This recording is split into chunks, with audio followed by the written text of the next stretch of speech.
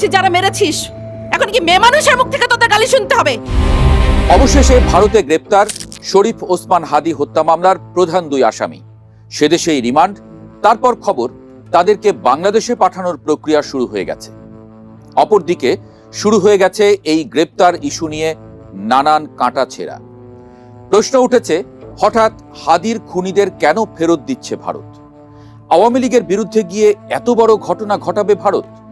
খোদ হাদির সমর্থকরাও বোধহয় বিশ্বাস করতে পারছেন না। কি চলছে আসলে ভারতের মনে? শেখ হাসিনাকেও কি তাহলে ফেরত পাঠাবে ভারত?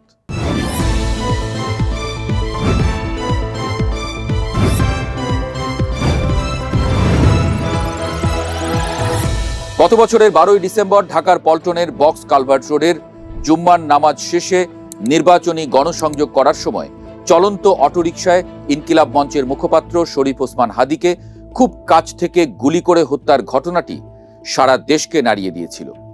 গুরুতর আহত হাদি 18ই ডিসেম্বর সিঙ্গাপুরের একটি হাসপাতালে চিকিৎসাধীন অবস্থায় মারা যান।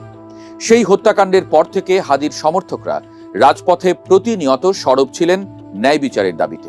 কিন্তু অবাক করার বিষয় হলো, ঘটনার প্রায় 3 মাস পর ভারতের পশ্চিমবঙ্গের বনগাঁ সীমান্ত থেকে যখন হাদি হত্যার মূল শুটার ফয়সাল করিম মাসুদ এবং তার সহযোগী আলমগীর হোসেনকে গ্রেপ্তার করা হলো, তখন হাদির অনুসারীদের মধ্যে খুব একটা উল্লাস দেখা যাচ্ছে না।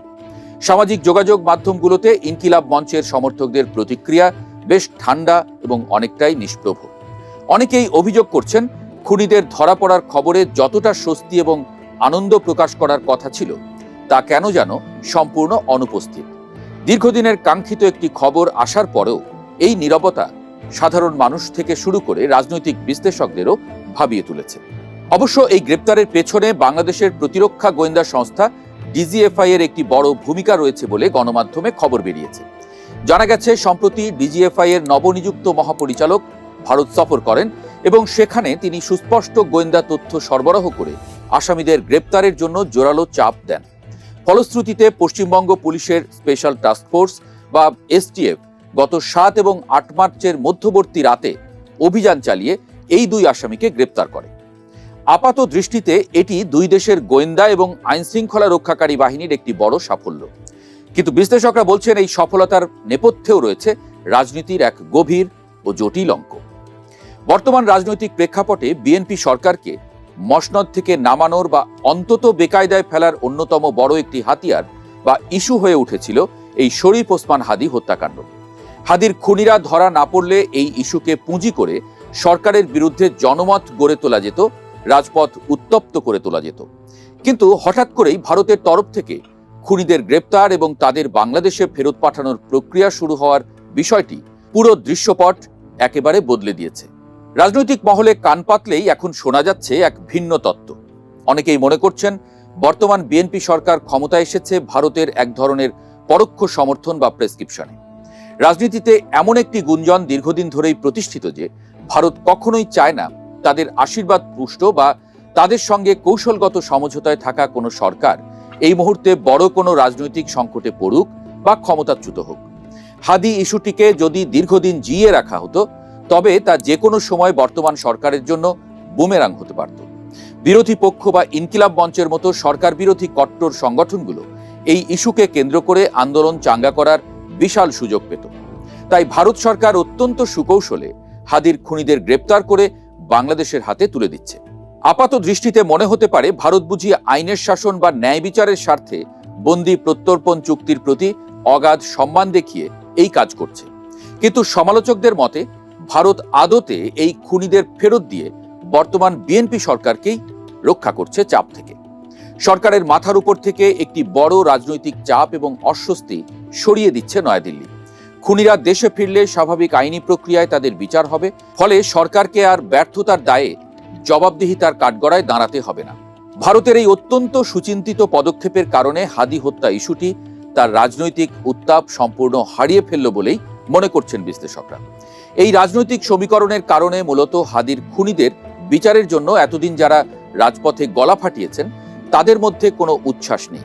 তারা খুব ভালোভাবে বুঝতে পারছেন, খুনিরা ধরা পড়ার মধ্য দিয়ে তাদের সরকার বিরোধী আন্দোলনের সবচেয়ে বড় ট্রাম্প কার্ডটি চিরতরে হাতছাড়া হয়ে গেল।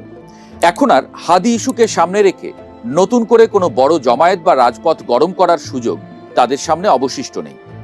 একটি সফল আন্দোলনের জন্য যে তীব্র আবেগ বা সেন্টিমেন্টের প্রয়োজন হয়, খুনিদের গ্রেপ্তারের খবর সেই আবেগের আগুনে কার্যত এক বালতি ঠান্ডা জল ঢেলে দিয়েছে।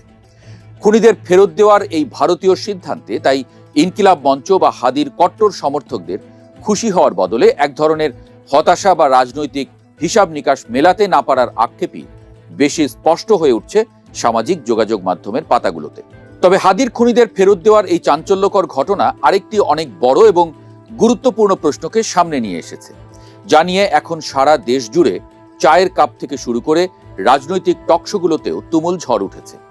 গত 5 আগস্ট ছাত্র জনতার ঐতিহাসিক গণ অভ্যুত্থানের মুখে ক্ষমতা ছেড়ে তড়িঘড়ি করে ভারতে পালিয়ে যাওয়া সাবেক প্রধানমন্ত্রী শেখ হাসিনা এখনও সেখানেই অবস্থান করছেন। তার বিরুদ্ধে ইতোমধ্যে বাংলাদেশে শত শত হত্যা মামলা দায়ের করা হয়েছে, এমনকি আন্তর্জাতিক অপরাধ ট্রাইব্যুনাল থেকে তার বিরুদ্ধে ফাঁসির আদেশও হয়েছে।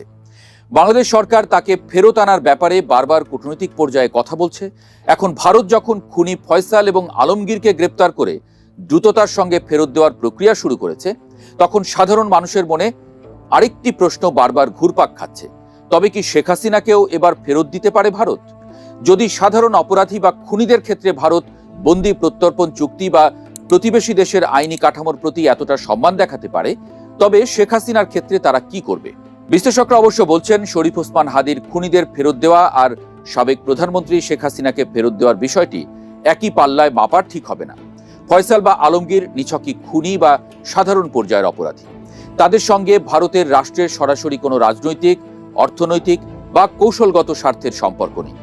বরং তাদের ফেরত দিয়ে যদি বাংলাদেশে একটি বন্ধু ভাবাপন্ন সরকারকে স্বস্তিতে রাখা যায় এবং নিজেদের ভাবমূর্তি উজ্জ্বল করা যায়, তবে ভারতের জন্য সেটাই অনেক বেশি লাভজনক।